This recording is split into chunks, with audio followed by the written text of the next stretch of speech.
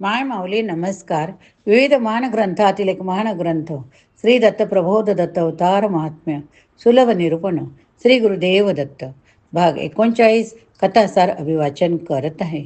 अध्याय 59 निमराजांचा संसार आणि परमार्थ. श्री गणेशाय नमः. प्रपंच आणि परमार्थ यांची सांगड घालण्याची ही गोष्ट काही वाटते तितकी साधी आणि सोपी नाही. कारण प्रपंची माणसाचं मन हे सतत कशात ना कशात तरी गुंतत असतं. परमार्थ साधायचा म्हटला तरी मनाची गुंती सोडून घ्यावी लागते. निमराज महाराजांचा देव हा त्यांचा पाठीराखा असल्याने त्याने त्यांचे वेळोवेळी रक्षण केले. त्यांचा सर्व संकटातून सांभाळ केला. निमराज आपल्या गावी परत आले तेव्हा सर्व गावकऱ्यांनी त्यांचे उत्स्फूर्त स्वागत केले. आपला पती घरी परत आला याचा त्या दोघींना फार आनंद झाला. सारं घर सुखासमाधानानं असलं. मुलास बऱ्यापैकी मोठा झालेला पित्याने पाहिला. मुलगा मात्र त्यांना चटकन ओळखू शकला नाही. जेव्हा त्या छोट्या जीवाची ओळख पटली तेव्हा त्याने बापाच्या गळ्यात मिठी घातली. सारा गाव असा जसा एक पारमार्थिक संसारी संत म्हणून निमराजाचे कौतुक करत होते. तसेच काही लोक त्यांच्या बायकांचे पतीस परमार्थ साधण्यात मदत करणाऱ्या प्रसंगी प्रपंचाची जबाबदारी एखाद्या कर्त्या पुरुषाप्रमाणे सांभाळणाऱ्या म्हणून त्यांचे कौतुक करत. आता गाव म्हटलं की त्यात भली बुरी स्तुतीपाठक निंदक ही मंडळी तर असणारच. हे गाव इतिहास अपवाद नव्हते. त्यामुळेच काही लोक मात्र नेमराजांनाही नावे ठेवीत. त्यांच्याबाबत नाही नाही ते बोलत. कोणाला त्यांचं ते अधूनमधून संसारातून विरक्त होऊन देवदर्शनास यात्रेत जाणं हे नाटकी भोंदूपणाचे वाटायचे. इकडे निमराज जसे स्तुतीने हुरळून जायचे नाहीत तसेच ते निंदेने खचूनही जायचे नाहीत. त्यांच्या परीने ते आपल्या दोन्ही जबाबदाऱ्या योग्य प्रकारे पार पाडत असत. म्हणून की काय, देवही त्यांची कसोटी पाहत त्यांच्यावरच्या जबाबदाऱ्या सांभाळत वाढवत होता. पहिल्या मुलाबरोबर आता आणखी एका दुसऱ्या मुलाची भर पडली. मोठ्या मुलाचे तर मुंज करण्याचे वय झाले. महाराजांनी ती जबाबदारी पार पाडली. त्यानंतर त्यांनी आवडीच्या परमार्थासाठी संसारातून सोड काढली. ते पुन्हा एकदा जाऊन रामेश्वरची यात्रा करून आले. आता तर त्यांचा 2 मुलांचा संसार चालू झाला.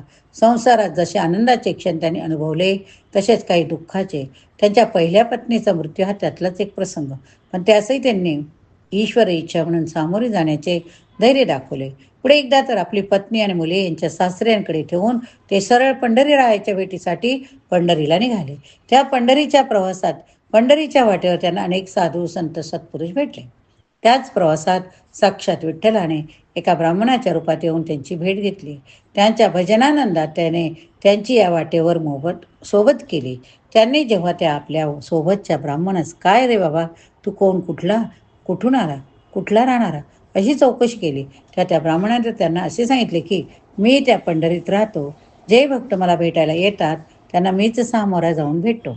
असे म्हणून त्या ब्राह्मणाने काय केले, त्याने आपल्या हातातली भगवी पताका निमराजाच्या हाती दिली आणि तो त्या गर्दीत गायब झाला. निमराजाने त्या ब्राह्मणाचा शोध घेण्याचा खूप प्रयत्न केला. त्यांच्याबद्दल चौकशा केल्या पण तो काही पुन्हा भेटला नाही. मात्र त्यांच्या खांद्यावरची ती तेजस्वी भगवी पताका पाहून लोकांनी पुरतेपणाने ओळखले की तो ब्राह्मण म्हणजे साक्षात पांडुरंग होता. तोच त्यांना ती वारकरी पंथाची पताका हाती देऊन गेला आहे. या पंढरीच्या यात्रेतून निमराज एका वेगळ्याच सुखासमाधानाने घरी परतले. तो त्या भगव्या पताकेचा प्रसाद घेऊनच घरी येताच त्यांना आता आपण 3ऱ्या मुलांचे बाप झालो आहोत ही वार्ता कळाली. पण ती भगवी पताका खांद्यावर येताच वार्षिक वारीचे बंधने नकळत त्यांच्यावर आले. त्यांनी ते आनंदाने स्वीकारले.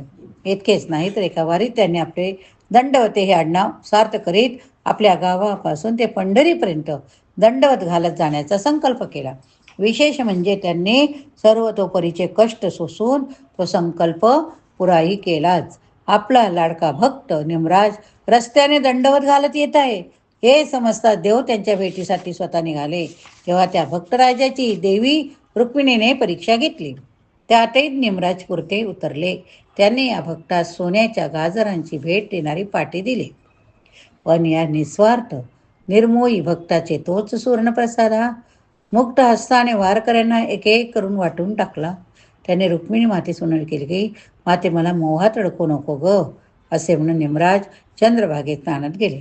तर तेथे आणखी एक दिव्य अनुभूती त्यांच्या प्रत्यास आली. त्यांचे असे झाले की निमराज स्नानास पात्रात उतरण्याआधीच एक वारकरी त्यांच्याकडे धावत आला. काही बोलण्याच्या विचारांच्या आतच या वारकऱ्याने आपली विना पागोटे कपडे भराभर काढले व ते निमराजाच्या हाती दिले.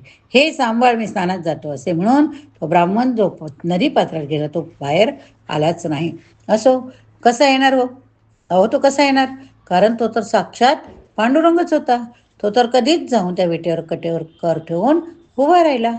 इकडे मात्र ते ब्राह्मणाचे कपडे हाती घेऊन त्याची वाट पाहणारी निमराज महाराज यांच्यात सर्व लोकांना साक्षात पंढरीनाथाचे दर्शन घडत होते. जेव्हा ते त्यांच्या त्या भावनावस्थेतून भानावर आले, त्या हाती कपडे देऊन गेलेल्या ब्राह्मणाबद्दल लोकांना विचारू लागले, तेव्हा लोक त्यांना म्हणाले, वा निमराज राय, अरे तू कोणाला शोधतो? अरे तो परमात्मा तर त्यांचीच वस्त्रभूषणे तुझ्या हातात देऊन गेला आहे. तो वस्त्रालंकाराचा प्रसाद, त्यास येणारा बुक्का आणि तुळशीचा सुगंध हा निमराजांना अत्यंतिक सुखावून गेला. येथे नारद पुराण संमत दत्तप्रबोध ग्रंथाचा 59वा भाग संपला. आता 60वा भाग निमराजाचे कीर्तन आणि इतर कथा आपण पुढच्या भागात बघूया. हरे नमः. श्री गुरुदेव दत्त. गुरुब्रह्मा गुरुविष्णू गुरुदेव महेश्वरा, गुरु साक्षात परब्रह्म तस्मै श्री गुरवे नमः. दिगंबरा दिगंबरा श्री गुरुदत्त दिगंबरा, दिगंबरा दिगंबरा श्री गुरुदेव दत्त दिगंबरा.